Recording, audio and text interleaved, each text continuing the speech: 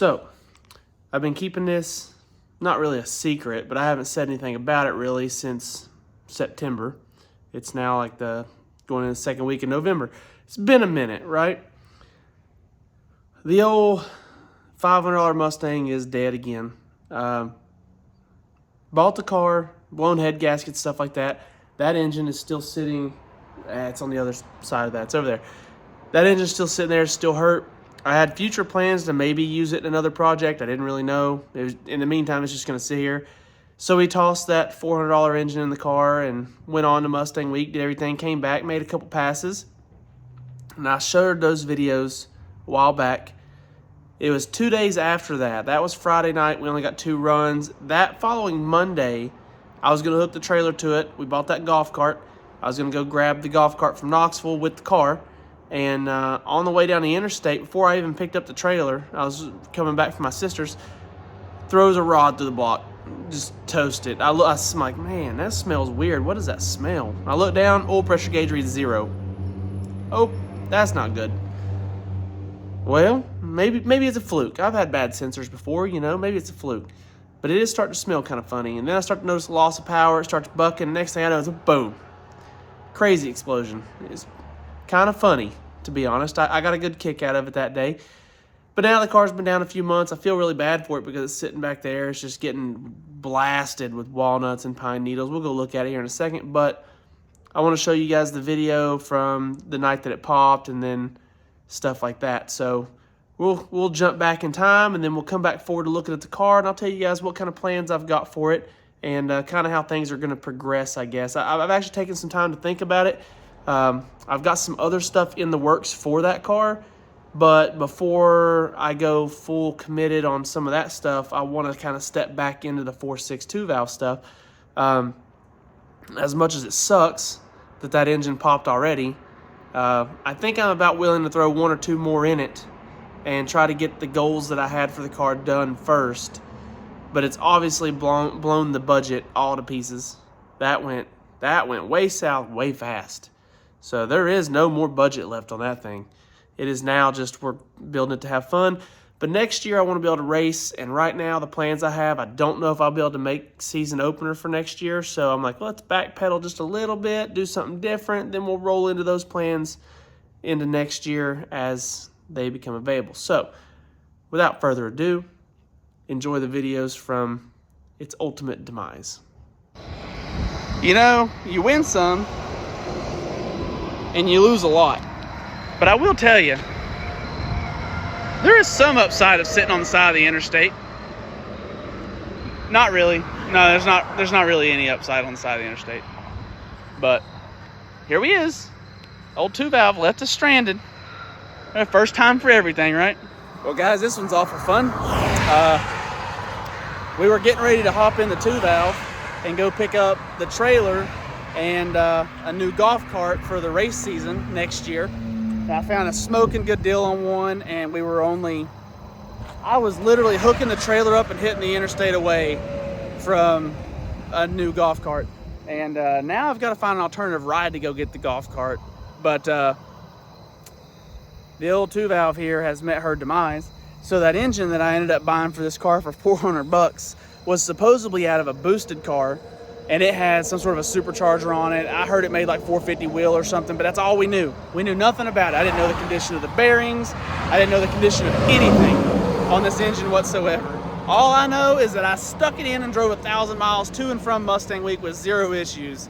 And here I am a couple weeks after Mustang Week with a window in the side of the motor. It is freaking gone, dude. I know it looks like I'm laughing, and that's because I am. I've never blown one up to this extent, let alone blown up something with 200 horsepower before. As you can see, it's awful wet right there. I'm watching for traffic here. Trying to make sure that we don't run into any problems with getting squished.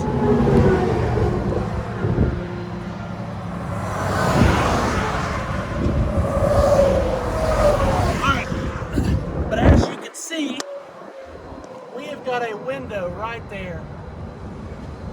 I'll have to get it up on the lift to show you guys later, but she's windowed right there.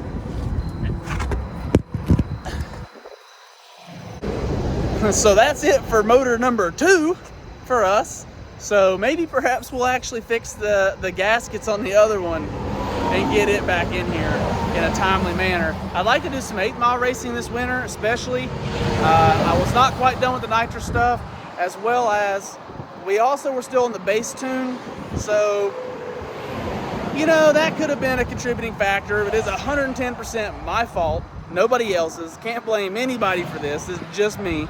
So, I don't know. At the end of the day, I'm excited because this is the first time I've ever heard one just go, boom. I mean, stuff went everywhere. I feel sorry for that little car that was behind me. That guy was getting pelted with chunks, I'm sure. He's probably like, what the heck just happened? But let's get this thing to the shop and get it looked at. Well, it sure does pay to have good friends. Thanks, Zach. Let's find out just how bad this pile is now. Time for a new plan. Oh man, he gonna kill me.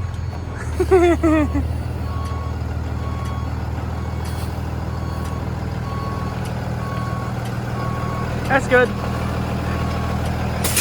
You gonna be mad at me? Made a big ass mess.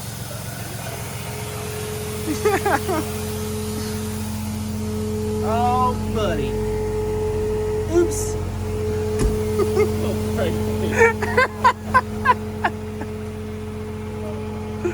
Oh, you can't help but laugh at it. That's hilarious.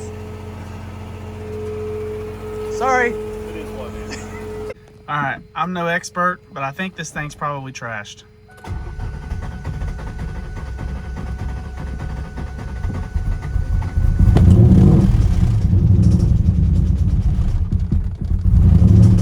That's what I heard.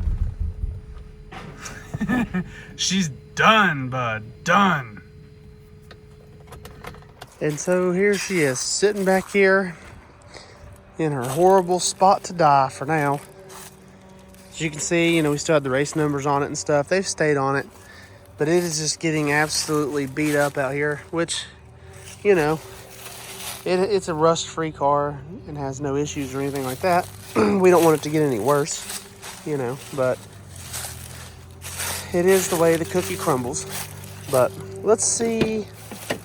Yeah, it's completely dead. The battery's dead on it, so the interior lights didn't turn on or anything. Still got our helmet back there, and you know, the car's still in good condition. There is some rust obviously back here and whatnot, and we've gone over that time and time again, but there's no reason not to continue with this car.